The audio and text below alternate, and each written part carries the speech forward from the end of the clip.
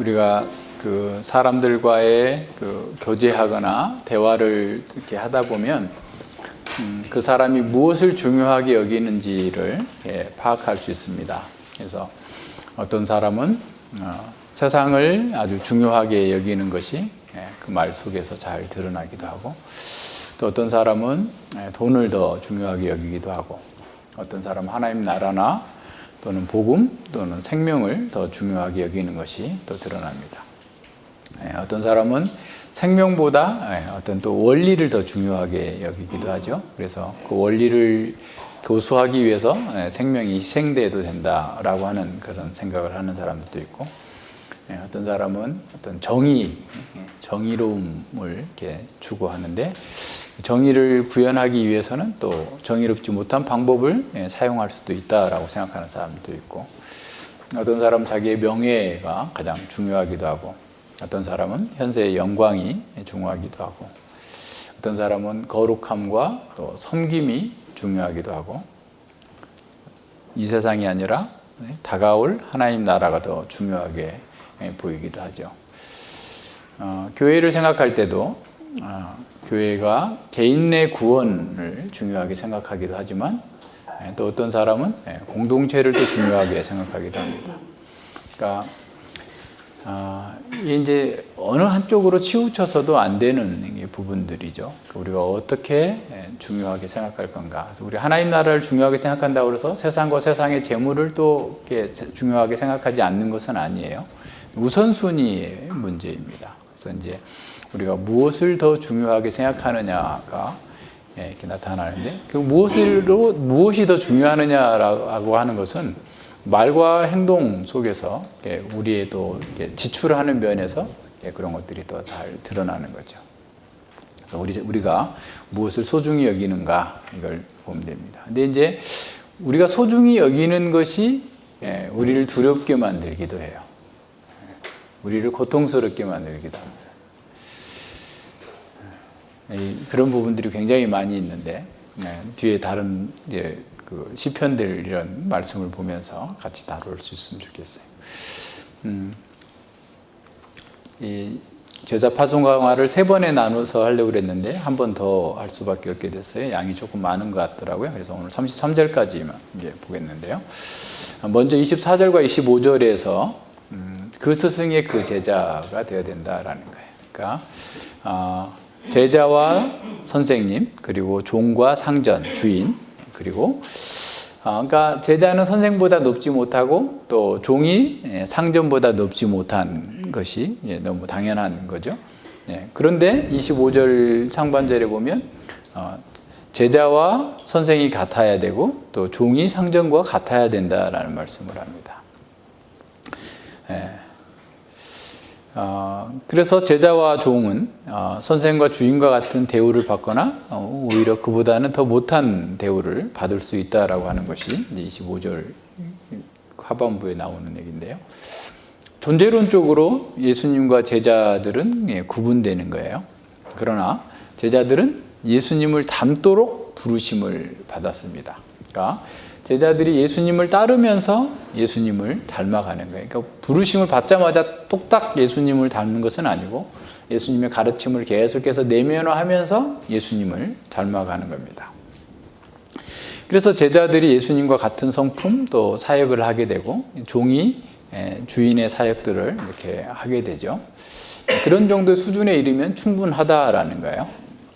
그런데 이제 그 정도의 수준에 이르게 될 때 좋은 것만 있는 게 아니라 제자, 선생님과 주인이 겪은 동일한 고난도 함께 겪게 될 것이다라고 가르치는 겁니다. 그래서 종교 지도자들이 예수님을 사탄, 바알세불이라고 했다면 그를 따르는 제자들 또한 그보다 더한 대우를 이렇게 받을 수밖에 없다라는 사실을 가르쳐 주고 있는 겁니다. 그래서 이제 반복적으로 강조되고 있는 게 누구누구처럼 되다라는 거예요. 그러니까 이제 제자와 스승의 관계, 종과 그 주인의 관계가 뭐뭐처럼 되다라는 말을 통해서 계속 이렇게 4번이나 반복되고 있는데, 제자들은 결국 예수님과 동일한 어떤 세계관을 갖고 예수님과 동일한 삶을 살아가야 된다는 거죠. 그러니까 어떤 면에서 우리는 예수님과는 존재적으로 다르지만 예수님과 동일한 존재가 되도록 부르심을 받았어요. 얼마나 놀라운 일입니까? 그러니까 우리와 같은 먼지와 같은 티끌과 같은 사람들이 예수님의 부르심을 받았다, 제자로 부름을 받았다라는 것은 예수님과 동일한 그 삶을 살도록 부르셨다라는 사실을 이렇게 봐야 돼요. 그래서 이것은 굉장히 당연한 것처럼 예수님께서 말씀하고 있어요. 그러니까 예수님께서 우리를 부르신 목적은 예수님을 닮는 거다. 그 상황을 아주 당연하게 얘기해요. 그러니까 그렇다면 예수님의 영광에 참여하고 예수님의 그 삶에 참여하는 것은 결국 고난도 당할 수밖에 없다라는 거예요. 예수님께서 당하신 그 고난은 제자들이 당하는 고난을 어떻게 보면 예시해 주고 있는 거죠. 그럼에도 불구하고 예수님을 닮는 것보다 이 세상에서 복 있는 삶은 없어요. 그러니까 이제 그걸 모르니까 그런 거죠. 그러니까 이제 어느 관점에서 보느냐에 따라서 달리 보이는 겁니다. 그래서 선생과 제자, 주인과 종은 각각의 책임과 충성으로 인해서 어떻게 보면 동일한 어떤 그 삶을 이렇게 나누는 거죠. 그래서 공존의 관계가 있다라고 볼 수 있습니다. 그래서 예수님께서 제자들에게 선생을 자신을 닮으라라고 하는 것은 그냥 어떤 외적인 외모를 닮으라라는 것이 아니라 예수님과 동일한 세계관을 가지고 세상과 자신과 역사와 또 하나님과 그 모든 것들을 잘 분별하고 또 하나님 나라의 하나님 나라를 증거하기 위해서 그 삶을 다 내어놓아야 된다라고 하는 것을 얘기하고 있어요. 그러니까 이제 우리는 부분적으로만 그렇게 하고 싶어 하는데 예수님은 그렇게 요구하시는 게 아니에요. 내가 너희에게 다 나를 준 것처럼 너희들도 다 나에게 주고 따라와야 된다라고 하는 것을 지금 요구하시는 겁니다.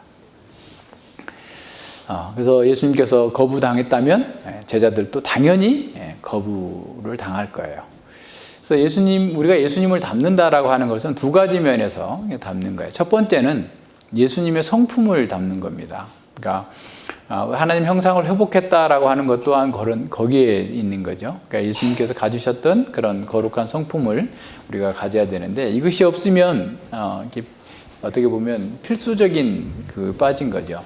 그래서 이제 학교에서 또 이제 이렇게 흔히 말하는 요즘에는 그런 학교가 우리나라에는 없을 수도 있는데 어떤 학교에 가면 구호를 외치잖아요.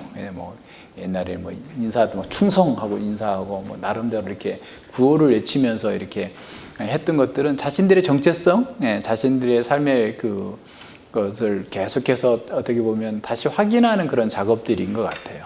그래서 이제 그런데 그렇게 다 했어도 그 속에서 그 학교에서 이루고자 하는 어떤 교육의 목표를 이렇게 달성하지 못했다면 그 속에 아무리 많은 것들을 다 쥐어주고 있어도 그것과는 상관없이 산다면 전혀 이렇게 같을 수 없는 것처럼 예수님이 제자로 부르셨다고 해서 우리가 어떻게 보면 동일한 어떤 유니폼을 입고 있는 것처럼 살지는 않더라도 우리에게는 동일한 성품이 있어야 돼요.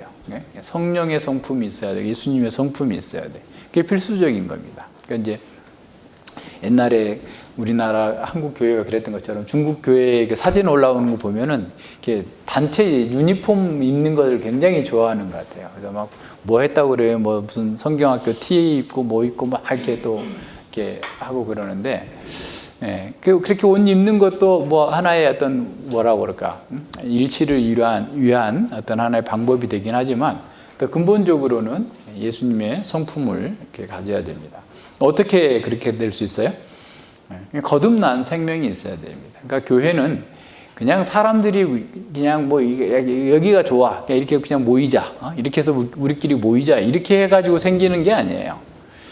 그 일반적인 단체는 그렇게 할 수 있죠. 산악회를 하나 만들자, 무슨 조기축구회를 하나 만들자, 우리끼리 시부모를 만들자. 그러니까 시부모요?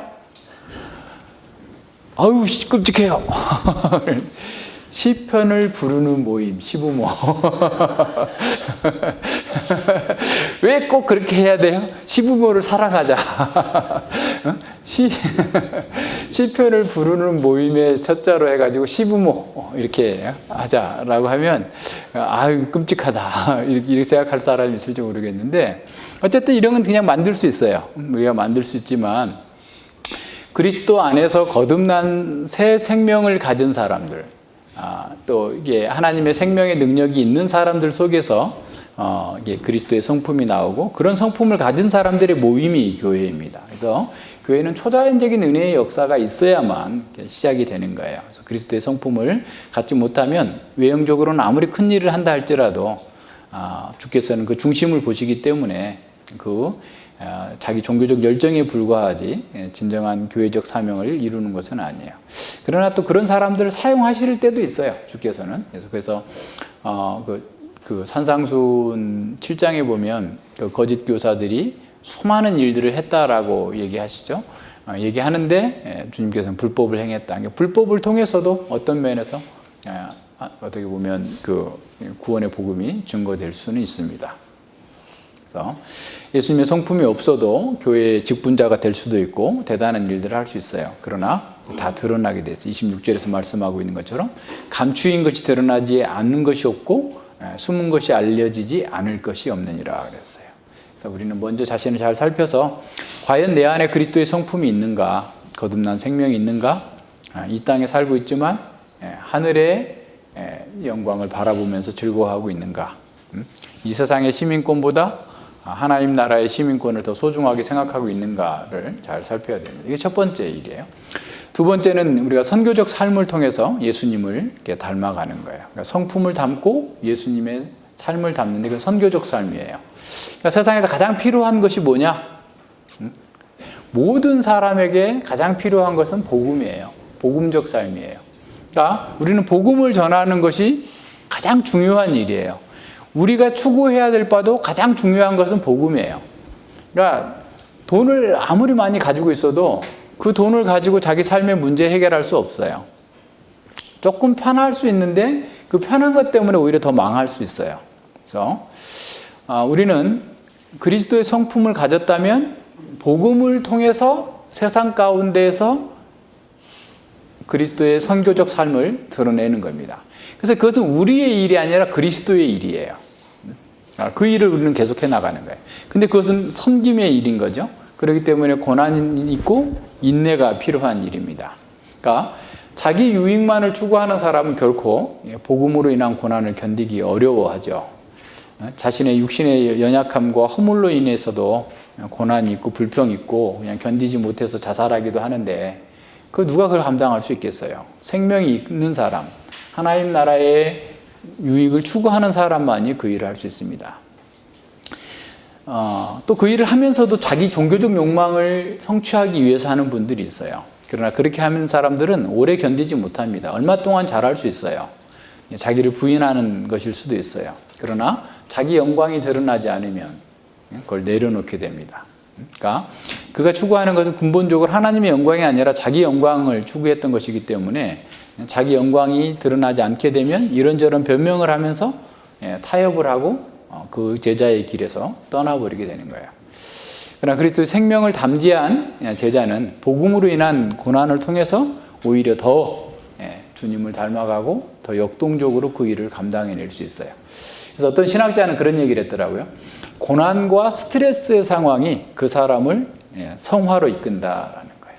그러니까 하나님의 생명이 있는 사람은 이런저런 수많은 고난과 스트레스를 받아요. 얼마든지 있죠. 이게 없을 수 없는 그런 상황인데, 그런 사람들은 오히려 복음을 배반하는 기회로 가는 게 아니라 복음 안에서 더 성장하는 기회, 더 거룩해지는 기회로 가는 거예요. 그래서 고난이 없는 제자도를 가르치는 것, 또 고난이 없이 세상에서 성공을 위한 어떤 제자도를 가르치는 사람들은 주님의 가르침과 너무나 동떨어져 있어요. 그러니까 주님의 이름을 부르면서도 주님과는 다른 길을 가고 있는 거죠. 신앙을 현실적인 유익과 결부시키는 사람들은 신앙으로 인한 손해를 감내하지 않아요. 그게 사실은 주님을 부인하는 거예요. 그러니까 헌신도 흉내만 내는 사람, 계산만 하는 사람들은 성장하지 않습니다. 잘 살펴야 돼요. 우리 자신도 살펴야 되고 우리 교회를 또 잘 살펴야 됩니다. 우리가 이제 그 자연의 아름다운 광경들을 바라보면서 참 감동되죠. 지난주에도 보니까 뭐 알프스 이런 데가 나오던데 보니까 야, 어쩌면 저렇게 아름다울 수가 있을까라는 생각을 해볼 정도로 이렇게 있는데, 근데 저는 거기 가보고 싶지가 않아요. 왜 그럴까요? 더 아름다운 사람들이 있으니까. 사람이 만들어 놓은 위대한 문화유산, 또 창조 세계의 아름다운 그런 피조 세계도 다 죄로 물들어 있는데, 죄 가운데에서 구원받은 여러분, 하나님의 형상을 회복한 중국에 있는 성도들은 보고 싶지만, 그런 데는 일부러 돈 들여서 가서 보고 싶지 않아요. 그죠?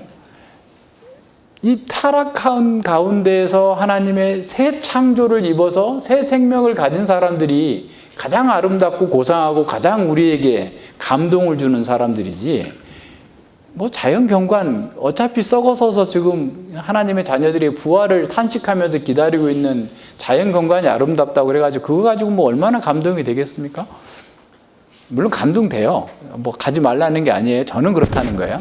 여러분 간다고 해서 내가 뭐 정지하고 그런 건 아닌데, 가서 보더라도 저는 그렇다는 거예요. 나는 새 창조된 하나님의 백성들, 그 속에서 나타나는 그리스도의 성품과 그리스도의 사역을 어려움 가운데서도 꿋꿋하게 하고 가는 그 사람들이 더 아름답고 더 감동적이고 더 고상하고 더 기쁜 거지. 뭐 세상에 산 보면 뭐합니까? 그거보다 훨씬 더 나은 거죠. 그러니까 하나님의 영광을 우리가 가장 아름답게 생각한다면 하나님의 영광을 담지한 그 성도들이 가장 아름다운 사람들인 거예요. 그래서 너희는 우리의 기쁨이요 우리의 영광이니라. 바울 사도가 그 얘기한 거예요.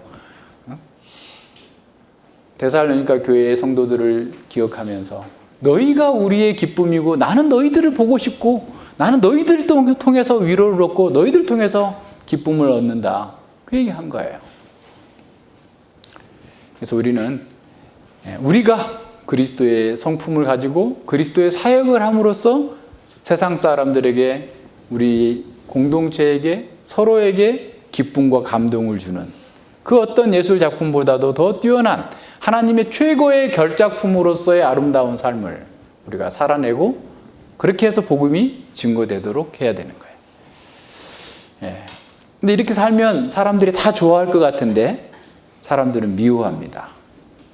그러니까 이제 제자들로서도 두려워하지 않을 수 없어요. 이렇게 아름답고 복된 삶을 사는 사람들은 세상 사람들은 죽이려고 해요. 그 사람들이 왜 그렇게 아름다운 사람들을 죽이려고 할까요? 왜 그럴까요? 왜 미워할까요? 하나님을 미워하기 때문에 그래요. 그 사람들 속에 하나님을 미워하는 사람들은 결코 그리스도인들을 보고 좋아하지 않아요. 하나님을 미워하는, 예수님을 미워하는 사람들은 우리를 미워하는 거예요. 그러니까 그런 그게 미워하는 것이 가족들이 될 수 있고 친지가 될 수 있고 우리 회사의 동료가 될 수 있고 주변에 있는 사람들이 될 수 있기 때문에 그 사람들을 속에서 우리가 살아야 되기 때문에 우리가 두려워할 수 있어요. 심한 박해와 핍박과 조롱과 비방을 견뎌야 되기 때문에 그래요. 그런데 그것을 우리는 중단할 수 없잖아요.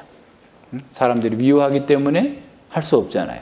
제자들은 수많은 거절과 박해와 심지어는 죽는 위험까지라도 감내해야 되는데 중단할 수 없어요. 사도 바울이 얘기한 것처럼 나의 달려갈 길과 주 예수 그리스도의 복음을 전하는 일에는 나의 생명을 조금도 귀한 것으로 여기지 아니하노라 라고 하면서 끝까지 그 제자의 길을 가야 되는 거예요.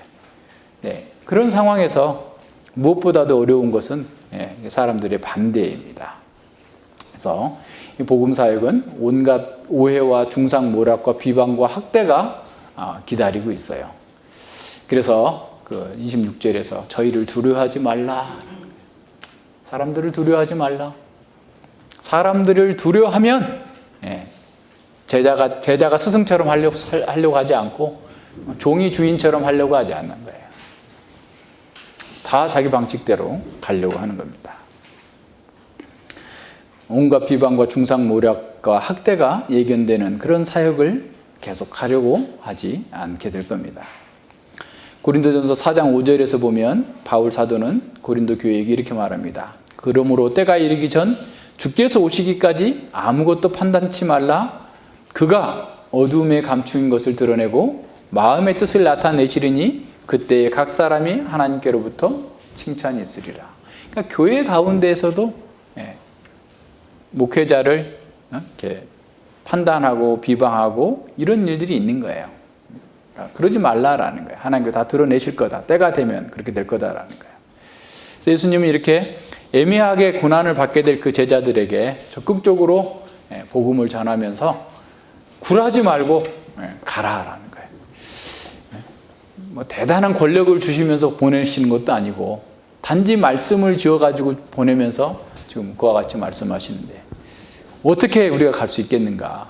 근데 더 한술 더 떠서 너희들은 나보다 더 강력하게 전해야 된다라고 말씀하세요. 27절에 내가 너희에게 어두운 데서 이르는 것을 광명한 데서 말하며 너희가 귓속으로 듣는 것을 집 위에서 전파하라.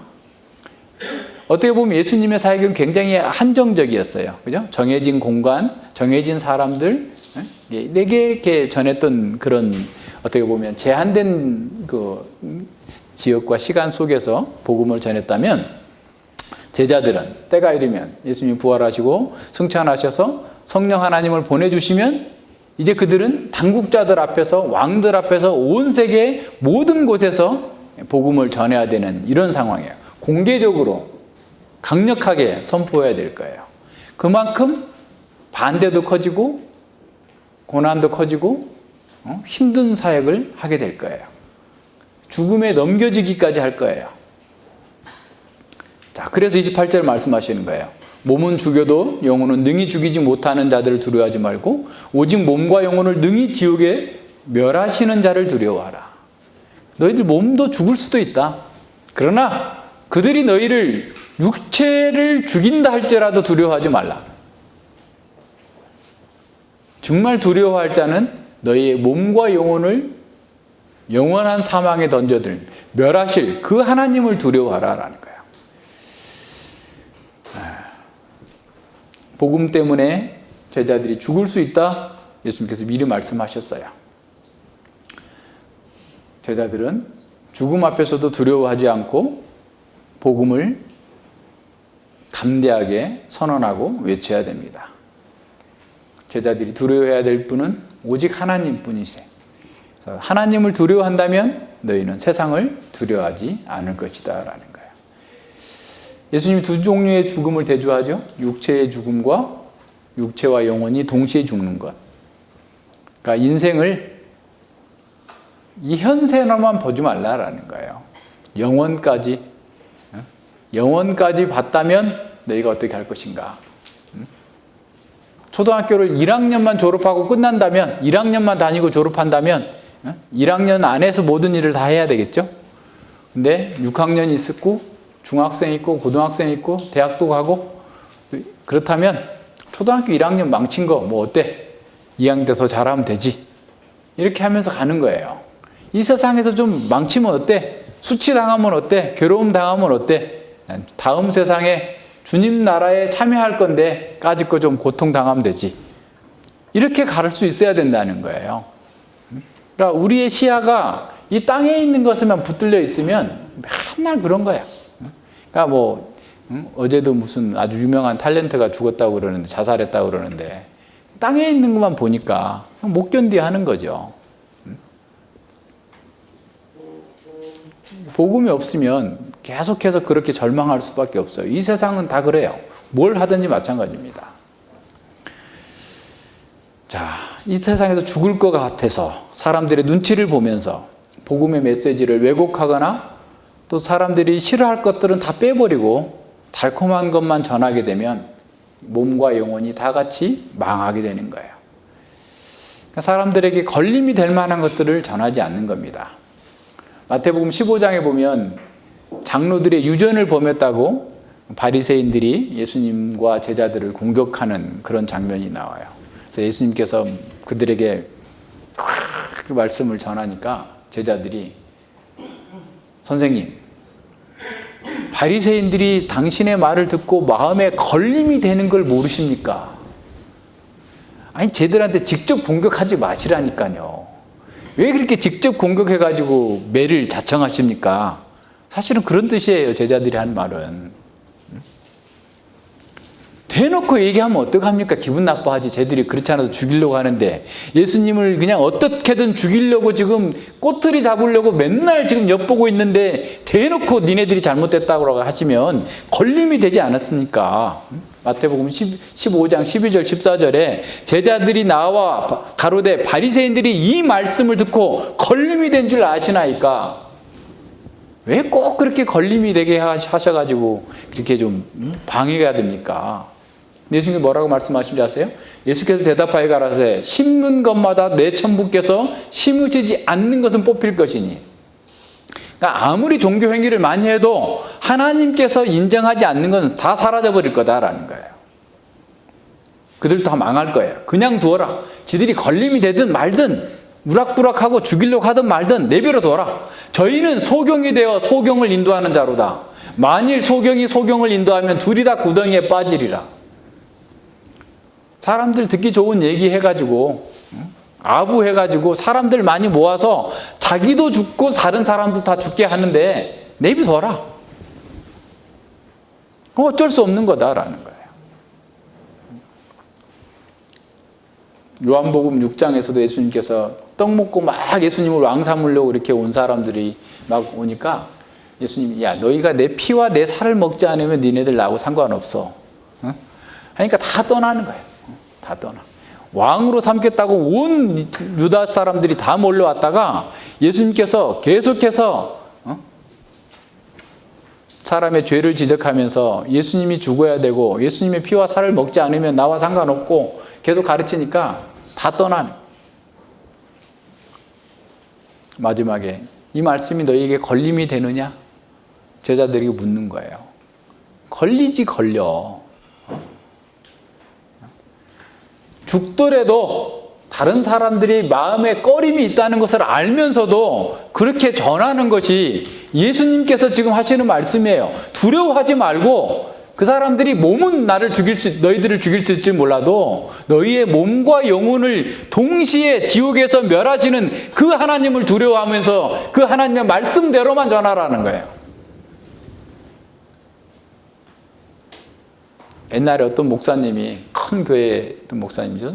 돌아가셨는데 자기 스스로 고백하기를 조금 얘기하면 성도들 표정이 바뀐다는 거예요. 말씀대로 조금 하면 얼굴이 굳어진다는 거예요. 그래서 자기가 제대로 전하지 못한 거 회개한다라고 얘기하더라고요.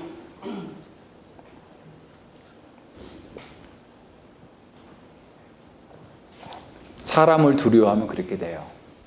사람에게 걸림이 될까 봐서 하나님의 말씀을 마사지 해가지고 이렇게 그냥 편하게 아무나 누구나 들어도 아무런 꺼림이 없이 걸림이 되지 않도록 전하려면 얼마든지 왜 못해요? 다 할 수 있죠. 그런데 그렇게 되면 여기서 잠시 영광을 누릴 수 있을지 모르지만 자신의 영혼과 다른 사람들의 영혼 다 같이 죽는 거예요. 이사야 56장 10절에서 뭐라고 말합니까? 그 타락한 선지자들에 대해서 이스라엘의 파수꾼들은 맹인이요 다 무지하여 벙어리 개들이라 짖지 못하며 다 꿈꾸는 자들이요 누워있는 자들이요 잠자기를 좋아하는 자들. 안 하는 거야, 안 하는 거야. 죄악을 봐도 못 본 척 하는 거예요. 벙어리 개예요. 해야 될 말을 안 하는 거예요. 꿈꾸는 자들이에요. 막 비전이 어떻고 뭐가 어쩌고 맨날 이런 거는 하고 돌아다니지 선교가 어쩌고 그냥 사람들이 좋아하는 얘기는 계속해서 늘어냈고 누워 잠자는 자들 자기들의 편안함을 얘기하는 거예요. 고난받으라는 얘기 안 하는 거예요. 자기 부정하라는 얘기 안 하는 거예요. 이런 사람들 얘기 듣고 있다가 다 망한 거 아니에요. 구약의 백성들이. 그 실패의 경험이 다 있는데도 불구하고 그냥 계속 그렇게 가라는 그거 안 되잖아요. 그럼 누가 이렇게 담대하게 사람들이 꺼리는 것을 알면서도 전할 수 있겠어요? 하나님의 말씀을 받은 사람은 그렇게 하지 않을 수 없어요. 에스겔 선지자 보세요. 호세아 선지자 생각해 보세요. 우리 다 봤잖아요. 예레미야 선지자 보세요. 다 눈앞에 멸망이 와 있는데도 불구하고 아무리 전해도 감각이 없으니까 말이 세진 거예요. 목사님, 한 4, 5년 전에는 그렇게 부드럽게 하셨는데 목소리는 셌는데 내용은 부드러웠는데 요즘에 목소리는 부드러운데 내용은 더 셉니다.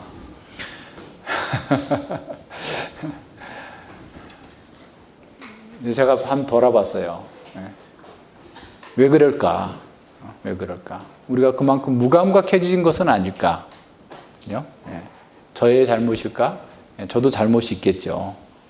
네, 한번 더 고민해 봐야 되겠어요. 하나님을 두려워하는 사람은 사람을 두려워하지 않고 정확하게 말씀을 전해야 되는 사람이에요. 왜냐하면 그렇게 하는 것만이 자신과 그 회중이 사는 길이기 때문에 그래요. 어떤 회유나 협박이 올지라도 죽음 앞에서도 타협하지 않고 가야 됩니다. 하나님의 말씀만이 사람들의 영혼을 살려낼 수 있어요. 이 땅에 잠시 낙을 누리고자 영원한 생명을 포기하는 사람보다 어리석은 사람은 없죠. 사람들이 싫어하든 미워하든 죽이려고 하든 어쨌든 복음만이 하나님의 생명을 줄 수 있다. 복음만이 사람을 구원할 수 있다. 라는 사실을 기억하면서 끝까지 그 복음을 증거하는 겁니다. 두 번째, 왜 그렇게 해야 되느냐? 29절로 31절에 나와요. 참새 2마리가 한 앗사리온에 팔리는 것이 아니냐? 그러나 너희 아버지께서 허락지 아니하시면 그 하나라도 땅에 떨어지지 아니하리라. 너희에게는 머리카락까지 다 세신 바 되었나니 두려워하지 말라. 너희는 참새보다 귀하니라. 하나님은 사람의 육체와 영혼을 다 멸하실 뿐만 아니라 참새 한 마리의 운명까지도 결정하시는 주권적인 섭리자이시기 때문에 그래요. 이 세상 가운데에서 하나님의 관심 밖에 있는 것은 아무것도 없어요. 하나님의 통치를 벗어난 부분은 아무것도 없어요. 그래서 진정한 제자는 어떤 거절과 박해, 심지어는 죽음까지도 두려워하지 않을 수 있어요. 참새 한 마리, 참새 2마리 2,500원에 팔아가지고 요새 참새 잘 안 먹죠. 예전에 제가 예수님 믿기 전에 참새 고기 포장마차에 가서 먹었어요. 근데 그 참새 2마리, 한 낫사리온에 팔리는 그 참새 2마리도 이게 언제 죽을지 누구한테 팔려갈지 하나님께서 다 결정하신다는 거예요. 전주의 그 도서관에 그 사서 선생님이 굉장히 친절해요. 한 40대 중후반 정도 되는 그 여자분이신데 거기 도서관에 오시는 분들이 주로 할아버지 할머니들입니다. 그러니까 정말 할아버지 할머니들이 열공해요. 우리 젊은 분들 좀 이렇게 고민해야 될 정도로 앉아가지고 한 2시간씩 앉아서 책 보시고 가시는데, 그러면 이제 가다가 물어봐요. 뭐 여기 어디 무슨 비뇨기과가 어디 혹시 아세요? 그러면 우리 집사람이 어디 안 좋아가지고 거기 데려가야 되는데, 그러면 잘 모르겠는데요. 잠깐만 계세요. 하면서 다 검색해가지고 어디에 있네요. 어디 있네요. 딱 가르쳐주고, 할아버지 할머니들하고 아주 친구처럼 아주 그냥 그 가이드 해주고, 뭐 이게 쿠키도 이렇게 갖다 주고 책 보고 있으면 이렇게 뭐 하고 그러는데, 더 재미있는 것은 그 출입구 옆에 그 담장 위에다가 쌀하고 접시, 우리 이런 식접시 있잖아요. 쌀하고 물하고 하나 다 떠다놨어요. 새들이 와가지고 그거 먹어요. 새들이 와가지고 그 아주 그 이쁜 새들이 와가지고 그걸 먹다가 제가 오니까 또 탁탁 날아가더라고요. 물하고 쌀하고 이렇게 딱 갖다 놨어요. 야, 저 사서 선생님은 할아버지 할머니만 챙기는 게 아니라 이 숲속의 산들의 새들도 이렇게 챙기시는구나. 참 보기 참 아름답더라고요. 그분이 그렇게 하는 것을 보면서 참 귀하다 이런 생각을 해봤어요. 도서관에 사서 선생님도 새가, 산에 있는 새가 죽을까봐 쌀도 갖다 놓고 물도 갖다 놓는데, 그 새를 만드신 하나님께서 먹이고 입히시지 않겠느냐? 하물며 너희 제자들의 삶을 책임지시지 않겠느냐? 너희의 머리털까지 다 세신 바 되었다라고 말씀하시는 거예요. 오늘 아침에 머리카락이 몇 개 빠지고 몇 개 났는지 우리는 알 수 없지만 하나님께서 우리의 모든 삶을 아시고 책임지신다라는 거예요. 그러니까 사람들을 두려워하지 말라는. 여러분, 그런 믿음이 있지 않으면 복음 사역 못합니다. 하나님 말씀대로 못해요. 여기저기서 방해하는 세력들이 얼마나 많아요. 얼마나 힘들어요. 사람들이 다 자기 방식대로 가는 거예요. 사람들이 원하는 대로 가는 거예요. 걸림이 되는 것들 다 빼버리는 거예요. 하나님의 사랑만 전해도 평생 전해도 못 전하는데 왜 자꾸 죄인이라고 얘기하느냐. 그런 얘기 좀 하지 좀 마라. 성도들에게 죄라는 얘기 아예 꺼내지도 마라. 왜 스트레스를 주느냐. 아예 그렇게 얘기하고 있는 시대예요. 오늘 우리 시대가. 하나님께서 우리의 삶을 돌보신다는 믿음이 없으면 우리가 어떻게 가서 하겠어요? 뭘 어떻게 할 수 있겠어요? 아무것도 할 수 없는 겁니다. 두려워하지 말라라는 거예요. 하나님의 백성들, 하나님의 제자들에게 온 세상을 주고도 바꿀 수 없는 그 하나님의 사람들을 향해서 하나님께서는 가장 최대의 관심을 갖고 지키시고 보호하고 계세요. 머리털까지 다 세고 계세요. 그러니까 우리는 어떻게 해야 되겠어요? 누가 괴롭게 하면 하나님 보셨죠? 하나님 저 사람이 저에게 하는 얘기 들으셨죠? 하나님 제가 어떻게 할 수 없습니다. 하나님께서 알아서 해주세요. 라고 기도하는 거예요. 담대하게 사람을 두려워하지 말고 상황을 두려워하지 말고 복음을 전할 수 있는 사람이 예수님의 제자입니다. 그렇다고 예수님께서 제자들이 고난당하지 않거나 죽지 않을 거다라고 말씀하신 게 아니에요. 참새도 죽고 제자도 죽을 거예요. 오히려 제자들은 더 큰 고난과 영적인 시련에 노출될 거예요. 심지어 교회 때문에도 더 고난당할 수 있어요. 사도 바울이 얘기하고 있잖아요. 수많은 고난의 목록을 다 얘기하고 나서 그것은 고사하고 그것은 별일 아니야. 교회를 위한 나의 염려가 더 큰 거야 라고 얘기하고 있잖아요.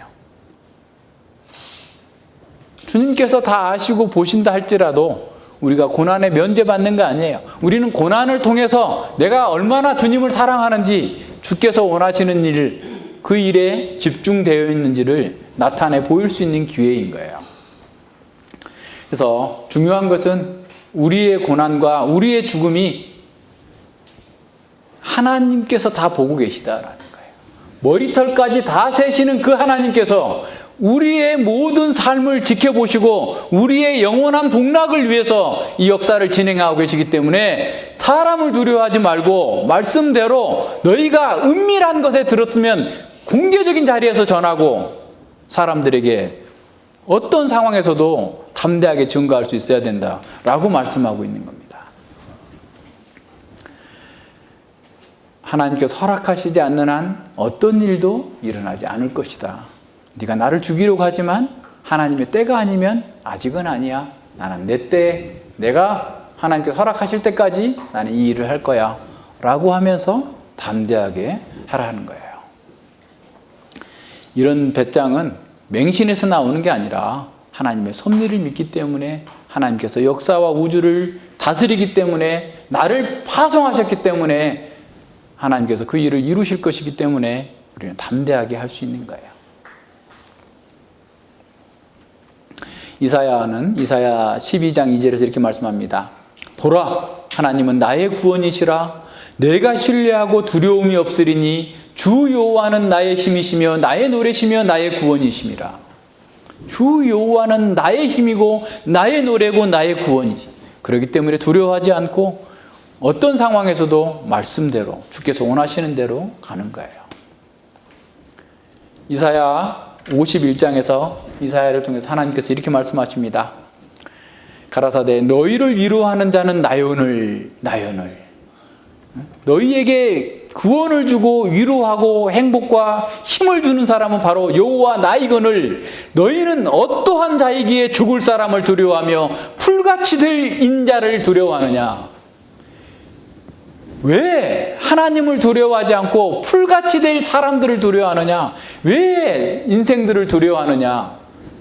내가 너희의 책임자고, 내가 너희의 힘이고, 내가 너희의 구원이고, 내가 너희의 방패인데 왜 나에게 오지 않고 사람을 두려워하면서 자꾸만 다른 방식으로 너희의 구원을 찾으려고 하느냐라고 말씀하는 거예요. 하늘을 펴고 땅의 기초를 정하고 너를 지은 자 여호와를 어찌하여 잊어버렸느냐? 여호와를 잊어버리면 우리는 두려워하게 되는 거예요. 여호와를 잊어버리면 사람을 두려워하는 거예요. 너를 멸하라고 예비하는 저 학대자의 분노를 어찌하여 항상 종일 두려워하느냐? 하나님께서 학대자와 멸하려는 자들을 없애주지 않아요. 그걸 두시면서 너가 진정으로 나를 신뢰하는지 아니면 그렇지 않은지 테스트하고 있는 거예요. 바꿔서 보면. 그죠? 우리의 상황을 통해서 진정으로 내가 여호와를 잊지 않고 있는지, 여호와를 신뢰하고 있는지, 여호와의 구원을 의뢰하고 있는지, 아니면 사람을 의지하고 상황을 의지하고 자기를 의지하고 세상을 의지하고 있는지를 테스트하는 시금석이에요. 너를 멸하라고 예비하는 저 학대자의 분노를 어찌하여 항상 종일 두려워하느냐? 두려워할 일이 아니다는 거예요. 여호와께서 함께 하시는데 여호와께서 함께 하시지 않는 것을, 내가 여호와께로부터 멀어지는 것을 두려워해야지, 왜 상황만 보면서 현실만 바라보면서 계속 두려워하면서 평강을 잃고 온 세상의 짐을 자기가 다 지고 있는 것처럼 고통스러워하면서 그렇게 있느냐라는 거예요. 죽을 사람을 두려워하지 말라. 온 세상을 만드신 하나님께서, 온 세상을 다스리는 통치하신 하나님께서 참새 2마리도 한 앗사련에 팔리는 것을 다 경영하시는 그 하나님께서 우리의 머리털까지 세시는 그 하나님을 잊어버린다면 우리는 또다시 두려움 가운데 복음을 배반하고 자기 방식대로 갈 수밖에 없는 거예요. 여호와를 잊어버리면 풀처럼 시들어버릴 그 사람들을 두려워하면서, 인간의 제국을 두려워하면서, 상황을 두려워하면서, 말씀대로 하면 죽을까 봐 이 핑계 저 핑계 대면서 자기 지혜로 살지만 결국 늘 평강이 없고 두려움 가운데서 전전긍긍하면서 살 수밖에 없는 거예요. 바벨론 포로에서 돌아온 귀한 공동체들 속에 느헤미야가 사역할 때 그 사람들은 꿈을 갖고 왔어요.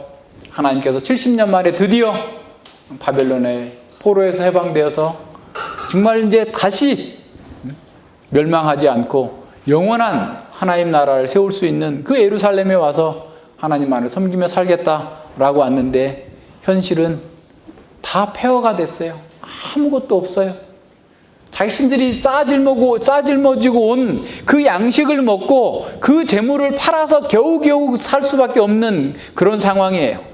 뿐만 아니라 대적들이 호시탐탐 노리면서 그들을 쳐서 무너뜨리려고 하고 있는 그런 상황이에요. 그런 상황에서 느헤미야가 이렇게 말합니다. 느헤미야 4장 14절이에요. 내가 돌아본 후에 일어나서 귀인들과 민장과 남은 백성들에게 고하기를, 너희는 저희를 두려워 말고 지극히 크시고 두려우신 주를 기억하고 너희 형제와 자녀와 아내와 집을 위하여 싸우라. 세상을 두려워하지 말고 하나님을 두려워하고, 주께서 우리를 여기까지 오시게 하셨고 주께서 우리에게 말씀으로 주셨던 것을 기억하고 내 형제와 아내와 집을 위하여서 싸우라. 어떻게 싸워요? 말씀으로 싸우라는 거예요. 말씀대로 행하라는 거예요. 복음을 구현하는 싸움을 싸우라는 거예요. 두려워서 낭망해서 말씀이 아니라 자기 방식대로 어떻든 살 길을 찾으려고 복음을 배반하는 것이 아니라 하나님을 기억하고 주를 기억하고 너의 가족과 너의 공동체와 너의 나라를 위해서, 언약을 위해서 싸워나가라는 겁니다. 우리의 문제는 상황의 문제가 아니에요. 대적의 문제도 아닙니다. 우리가 진정으로 두려워해야 될 것은 하나님을 두려워하지 않는 거예요. 역사를 다스리시는, 역사를 통치하시는 그 하나님을 잊어버리는 것이에요. 우리 자녀들에게 더 많은 지식, 더 많은 자원, 더 많은 환경을, 좋은 환경을 만들어주면 아이들이 행복할 거라고 생각하는 사람은 계속 두려움 속에서 그 일을 하게 할 수밖에 없어요. 세상은 결국 두려움을 우리에게 주는 거예요. 누가 우리 아이들이 세상이 아니라 하나님을 두려워하는 사람으로 키울 수 있습니까? 누가 수많은 반대가 기다리는 이 세상 속에 복음을 들고 담대히 나아갈 수 있습니까? 하나님을 두려워하고 하나님의 섭리를 믿는 사람, 하나님을 기억하는 사람, 하나님의 말씀을 따르는 사람, 이 사람이 세상을 이기고 나아갈 수 있습니다. 우리가 교회를 다니지만 이런 믿음이 없다면, 이런 담대함이 없다면 우리는 계속 두려워하게 될 거예요. 사람을 두려워하고 상황을 두려워하고 오늘 이 시대에 못 먹고 살까봐, 죽을까봐, 뭐 수치를 당할까봐 두려워하면서 살아가는 거예요. 자, 32절과 33절에 그런 두려움을 버리고 모든 상황 가운데에서 주님을 시인하라라는 거예요. 누구든지 사람 앞에서 나를 시인하면 나도 하늘에 계신 내 아버지 앞에서 저를 시인할 것이요, 누구든지 사람 앞에서 나를 부인하면 나도 하늘에 계신 내 아버지 앞에서 저를 부인하리라. 최후의 법정의 장면을 가져오는 거예요. 앞서 인생을 영원까지 보셨던 것처럼 최후의 심판 때, 백보자 심판 때 앞에서 서게 될 그 날을 바라보면서 현재를 해석하고 살아야 된다라는 겁니다. 사람을 두려워하면서 사람 앞에서 예수님을 부인하면 예수님께서도 하나님 앞에서 그를 부인할 것이고, 어떤 어려운 상황 속에서도 주님을 시인하고 주님께서 원하시는 대로 살았다면 주께서도 그를 시인할 것이다 라고 말씀합니다. 땅에서 우리가 어떤 결정을 하고 어떤 행동을 하는지는 최종적인 심판 때에 우리의 모든 삶의 증거로 채택될 것입니다. 최근에 어떤 법원에서 인사청탁을 받았다고 자백한 사람들은 구속시키고 청탁한 사람은 구속시키지 않았다고 그래가지고 판사들에 대해서 이러쿵저러쿵 말이 많은데, 상식에 맞지 않는 그런 그 법이 오늘 우리 시대에 통용되고 있어요. 이게 다 항상 그렇죠. 정의가 있어야 될 법정에서도 불의가 있다라고 전도서에서 얘기하고 있잖아요. 그러나 하늘 법정에서는 결코 그런 일이 없을 것입니다. 우리가 시인하고 부인했던 그 모든 행위와 우리의 마음의 결정과 판단과 행동은 모두가 다 영상 자료로 증거되어져서 우리의 행위를 판단할 거예요. 사람들이 CCTV가 없을 때는 막 우기는 거지. 절대로 그런 일 없다고, 안 그랬다고, 안 줬다고 이렇게 하지만 잠깐만 계세요. 영상을 한번 찾아서 여기 보시죠. 카메라가 여기 다 찍어놨거든요. 잠깐만 계세요. 하면 이게 됐다고 그냥 가버려요. 확인도 안 하고 가버려요. 자기 양심에도 그런 줄 알면서 와서 우겨보는 거야 한번. 그럼 저놈들이 자기가 원하는 대로 해주나 안 해주나 보자 하고 이렇게 와서 하는 거죠. 하나님께서 우리를 심판하실 때 하늘 법정에서 우리가 주님을 시인했는지 안 했는지, 부인했는지 안 했는지 영상 자료로 다 우리 눈에 다 똑똑히 확인시켜 주실 거예요. 그 증거 아닙니다 라고 말할 수 없도록 우리 마음속에 담아둔 것까지라도 증거로 제시될 겁니다. 따라서 우리는 지금 하늘 법정에서 이것이 나의 삶의 증거로서 채택될 것이다 라고 하는 생각을 가지고 현재 판단하고 행동해야 돼요. 어렵죠. 가족들 속에서 주님을 시인하는 거 어려워요. 온 가족이 다 제사 지내는데 난 제사 지낼 수 없습니다. 안 됩니다. 하려면 할 말이 많잖아요. 왜 다른 애들은 다 학교 보내는데 니네 학교 안 보내냐? 내 망치려고 하느냐? 어려운 일이에요. 그래서 우리는 너희의 소망에 관하여서 묻는 자들에게 대답할 것을 항상 예비하고 있어야 돼요. 왜 우리는 그렇게 할 수 없는지, 왜 우리는 그렇게 사는지, 왜 우리가 이 복음을 가지고서 이렇게 살 수밖에 없는지에 대해서 설득력 있게 그리고 온유하고 두려움 가운데에서 말할 수 있는 준비가 돼 있어야 됩니다. 그러지 않으면 늘 넘어가게 되는 거예요. 부인할 수밖에 없게 되는 거예요. 쉬운 일이 아니에요. 우리가 자연스럽게 할 수 있는 일이면 예수님께서 하라고 하시지도 않았을 거예요.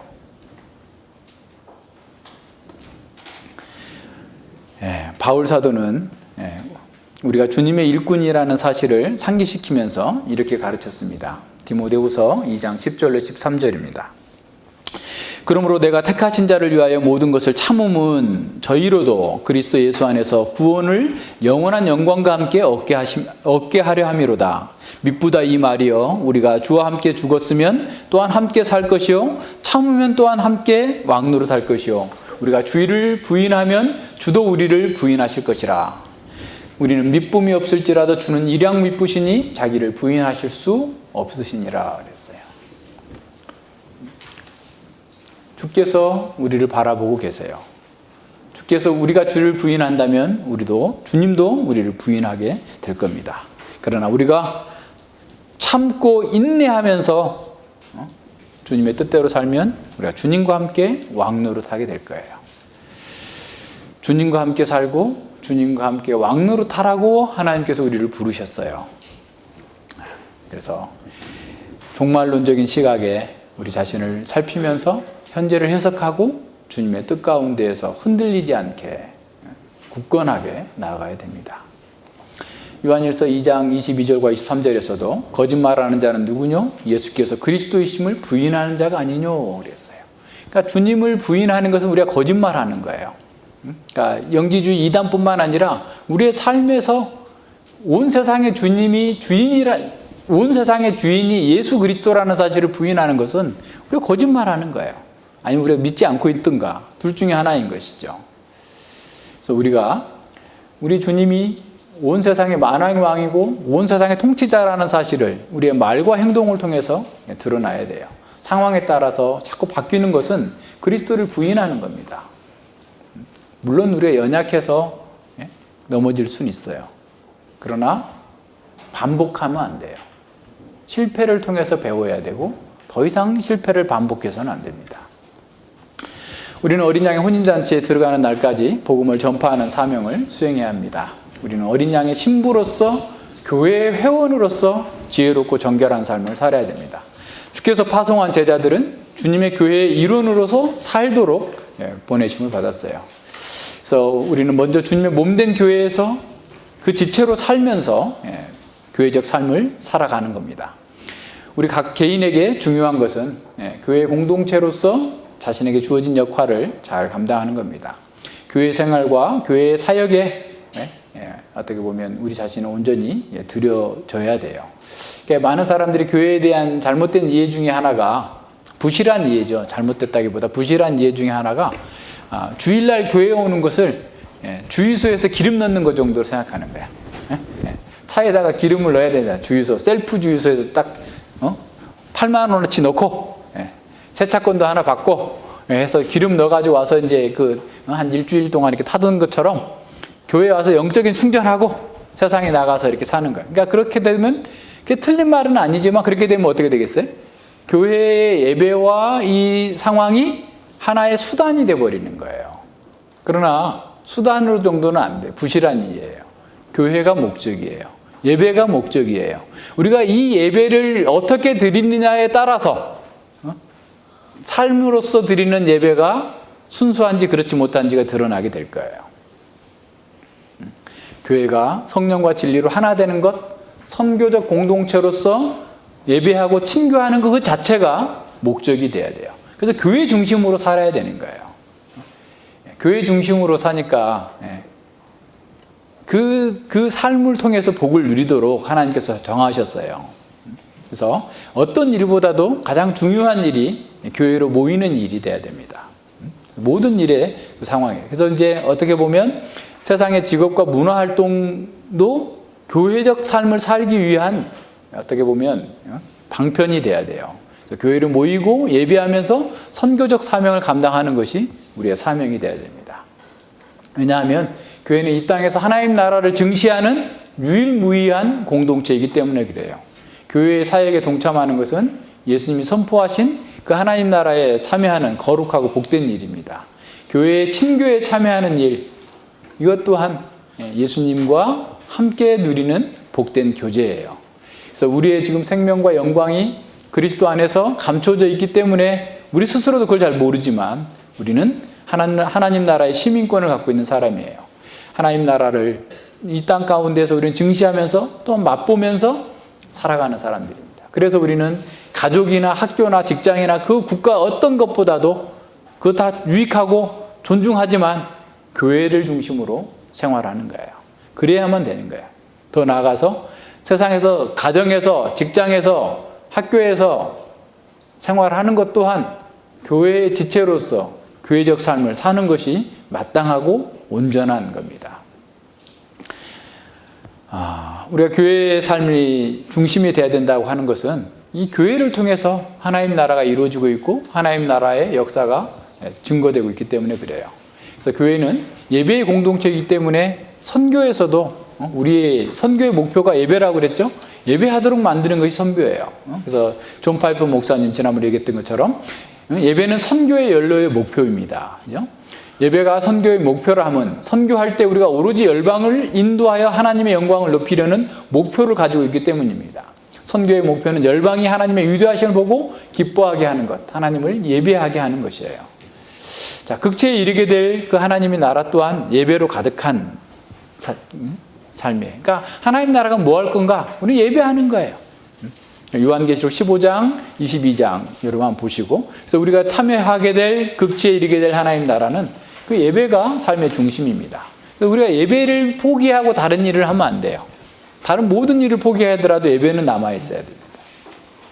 따라서 우리는 장차 올 하나님 나라를 이 땅의 예배에서 미리 맛보면서 그 극치에 이르게 될 하나님 나라를 소망하게 되는 겁니다. 우리의 삶이 그래서 예배 중심적인 삶이 돼야 되고, 또 공예배 속에서 하나님의 말씀을 받고 그 말씀을 시행하고 거룩한 교제를 통해서 하나님 나라를 이렇게 맛보는 것, 이것이 가장 중요한 것이 돼야 돼요. 그래서 공예배가 잘 될 때 삶으로서 예배도 잘 나타납니다. 그래서 히브리서 기자는 모이기를 피하는 어떤 자들과 같이 하지 말고 늘 모여서 예배하는 것을 삶의 중심에 두라라고 얘기한 거죠. 그래서 우리가 진정한 참된 예배 공동체가 될 때 우리는 길 잃어버린 양들에게 하나님 나라로 이끌어 드릴 수 있는 거죠. 그래서 예수님은 하나님 나라 열쇠를 교회에게 맡기셨습니다. 그래서 교회는 모든 사람들을 하나님 나라로 초대하는 그런 종들이에요. 우리는 천국의 종들입니다. 그래서 나가서 사거리 어귀에서 선한 자나 악한 자나 다 데려와라 라고 했던 것처럼 다 데려와요.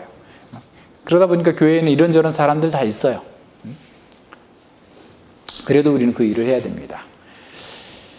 교회는 이런 선교적 사명을 받았기 때문에 세상에 속한 단체와 다른 기준으로 사람들을 대합니다. 교회는 성삼위 하나님의 특별하고 초자연적인 은혜를 입어서 형성된 공동체죠. 가족이나 정부나 기업이나 기관들은 일반 은총 가운데에서 만들어진 그런 자연적인 단체예요. 그러니까 그 원리대로 살면 돼요. 그러나 교회는 초자연적인 은혜로 말미암은 영적인 기관이기 때문에 교회는 세상의 원리나 토양을 통해서 자랄 수 없어요. 교회는 이 세상에 속하지 않는 원리와 토양에서 자랍니다. 이 세상이 아닌 하나님 나라의 방식을 통해서만 성장하는 그런 공동체예요. 세상의 국가는 법률을 제정할 수 있어요. 정부에서 제정하고 국회에서 제정하고 법률을 제정해서 포괄적인 재량권을 가지고 통치할 수 있지만 교회는 그런 권한이 없어요. 성경에서 준 대로 하나님 나라의 원칙에 따라서만 이렇게 하나님 나라를, 이 교회를 이루어 나갈 수 있습니다. 교회의 모든 규례 또한 성경에서 벗어나면 안 돼요. 그러니까 교회가 우리가 무슨 청년회에 무슨 회의를 만든다, 교회 정관을 만든다 이렇게 해도 그 모든 것은 상위법인, 최고의 법인 하나님의 말씀을 거스를 수는 없어요. 말씀을 거스르면 다 어떻게 위헌이에요, 위헌. 불복종할 수 있어요. 그죠? 그래서 교회의 직분자들 또한 성경에서 자신에게 허락된 권한만 사용해야 돼요. 다른 사람들을 돕는다고 할지라도 성경에서 자기에게 주어진 권한 밖에 어떤 요구를 해가지고 다른 사람의 양심에 짐을 지어주면 안 돼요. 우리 양심의 주인은 하나님이십니다. 우리가 어디 가서 집을 사든 어디 가서 무엇을 하든 그럼 그 사람 속에 하나님께서 정해주신 대로 사는 것이지 내가 막 억지로 어떻게 할 수 없어요. 성인이 된 자녀들도 마찬가지입니다. 하나님께서 그 사람의 주인이에요. 양심의 주인이에요. 그래서 그 사람에게 하나님 말씀대로 살도록 가르쳐야지 자기가 뭘 잘났다고 무슨 전문가다고 하면서 성경과 다른 어떤 것들을 자꾸 강요하거나 그 양심에 짐을 지어주면 안 돼요. 그건 사람의 계명으로 가르치는 것이 됩니다. 사도 바울은 골로새서 2장 20절과 23절에서 너희가 세상의 초등한 학문에서 그리스도와 함께 죽었거든 어찌하여 세상에 사는 것과 같이 의문에 순종하느냐 곧 붙잡지도 말고 맛보지도 말고 만지지도 말라 하는 것이니 이 모든 것은 쓰는 대로 부패에 돌아가리라. 사람의 명과 가르침을 쫓느냐? 이런 것들은 자의적 숭배와 겸손과 몸을 괴롭게 하는데 지혜 있는 모양이나 오직 육체를 쫓는 것을 금하는 데는 유익이 조금도 없느니라 그랬어요. 세상의 초등학문은 다양하게 해석할 수 있어요. 세상 삶의 방식이에요. 쉽게 말하면 율법주의를 비롯한 성경에서 가르치고 있지 않는 방식의 삶의 방식들 여기에 더 이상 매여서 살면 안 된다는 거예요. 우리는 새로운 하나님 나라의 법에 충실할 사람이지 세상의 법에 세상의 원리에 따라서 할 사람이 아니라는 거예요. 하나님 나라의 공동체가 세상의 법을 따르게 되는 순간 어떻게 돼요? 부패하게 돼요. 이 모든 것은 쓰는 대로 부패로 돌아가리라. 우리의 삶도 마찬가지예요. 우리의 삶에서도 사람의 명과 가르침을 따르는 방식으로 살아가면 안 됩니다. 교회는 이렇게 일반 단체와 그 존재의 근원과 활동의 방식이 다르기 때문에 목표가 다르기 때문에 교회의 행보는 늘 하나님의 말씀에 근거해서 영적인 활동으로 나타나야만 하는 거예요. 우리가 육신을 입고 있지만 교회의 활동이 어떻게 영적인 활동이 될 수 있느냐? 그럼 종이 한 장 차이예요. 앞뒷면과 다를 수 있어요. 똑같은 활동을 해도 영적인 일이 될 수 있고 육적인 일이 될 수 있어요. 영적인 일이 될 수 있는 것은 하나님의 영광을 추구하면 영적인 일이에요. 가정도 거룩하고 영적인 거예요. 부부 생활도 거룩하고 영적인 것이 되면 하나님의 영광을 추구하는 거예요. 그러나 성경을 읽고 기도하고 열심히 신학을 공부해도 하나님의 영광이 아니라 자기 영광, 사람의 영광을 추구하면 그건 육적인 일입니다. 그래서 우리는 교회에서 무슨 일을 하든지 다 하나님께서 영광 받으시도록 하나님의 방식대로 해야 되는 거예요. 그렇게 되면 영적인 활동이 되는 겁니다. 그래서 교회가 하는 활동도 마찬가지예요. 교회가 해야 될 일이 있고 세상의 단체가 해야 될 일이 있어요. 기업이 할 일이 있고 국가가 할 일이 있어요. 교회가 국가가 할 일을 대신하겠다고 나오면 그건 부패하게 되는 거예요. 기업처럼 움직이면 그것도 부패하게 되는 거예요. 각각의 영역이 달라요. 우리는 영적인 기관으로서 하나님 나라의 사명을 감당하는 그것을 최우선순위로 해야 되는 거예요. 그래서 교회가 구제 기관처럼 돼서도 안 돼요. 구제할 수 있어요. 그러나 교회는 하나님의 말씀을 전해서 사람들에게 하나님 나라에 들어오도록 증거하는 그 일의 핵심적인 사역입니다. 그 일을 해야만 되는 거예요. 그 일을 또한 할 때 또한 개인주의적으로 각자 도생해서 하는 게 아니라 교회 가운데에서 교회의 지도를 받아서 교회가 원하는 대로 해야 돼요. 그러니까 누군가에게 상담을 해주고 누군가에게 복음을 전하는 것도 사실은 목회적 지도와 상담을 받아야 돼요. 그냥 자기가 알아서 막 나가서 하면 안 됩니다.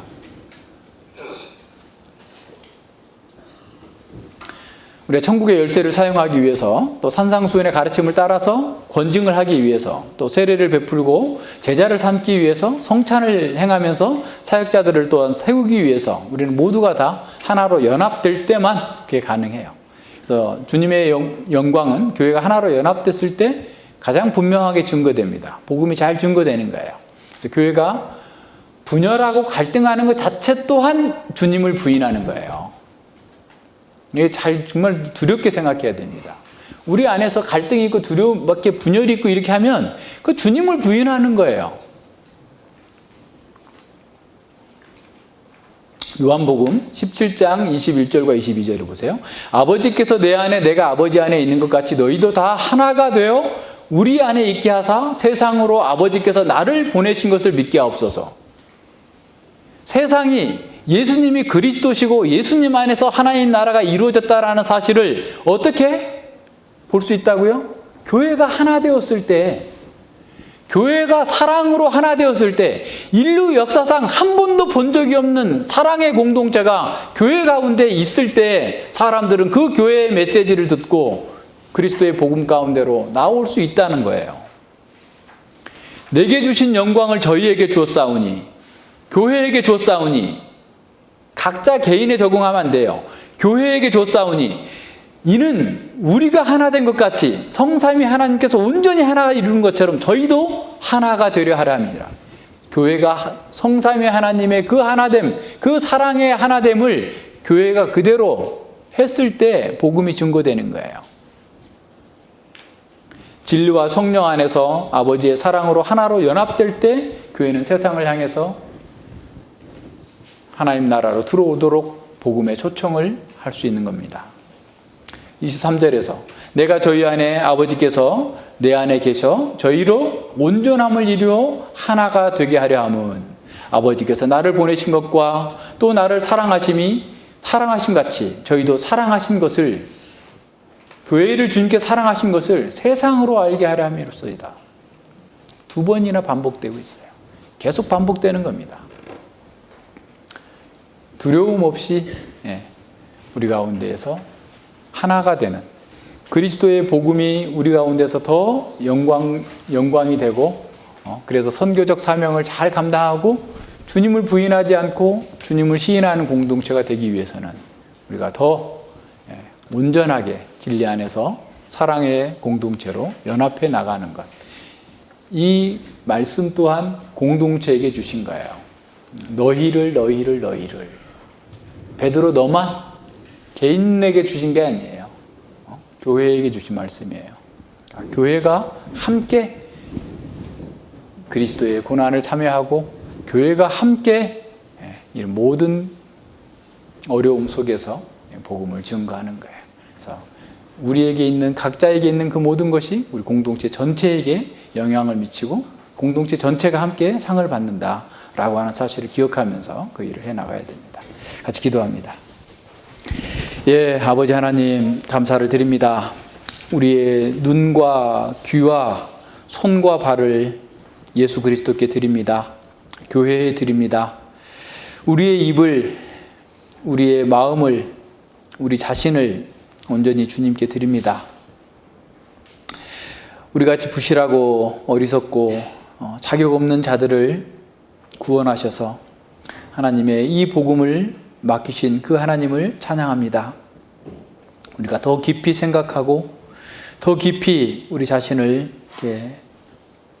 부르신 그 주님의 뜻을 잘 생각하면서 세상을 두려워하지 않고 그 무엇도 두려워하지 않고 오직 하나님을 두려워하며 하나님을 기억하며 우리 자신을 온전히 하나님께 드리는 예물로서 살아갈 수 있기를 바랍니다.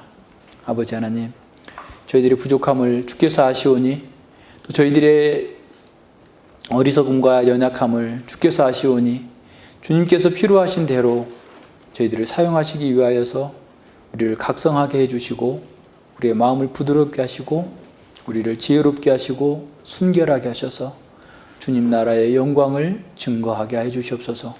무엇보다도 교회가 하나 되지 못하는 것이 주님을 부인하는 것이라는 사실을 기억하고 어찌하든지 세상의 방식, 사람의 교훈을 다 내려놓고 하나님의 말씀 가운데에서 성령 가운데에서 진리 안에서 하나가 되어서 주께서 우리에게 맡기신 이 거룩하고 놀라운 일들을 잘 감당해낼 수 있는 거룩한 백성들을 되게 하여 주시옵소서. 감사드리며 예수님 이름으로 기도드립니다. 아멘.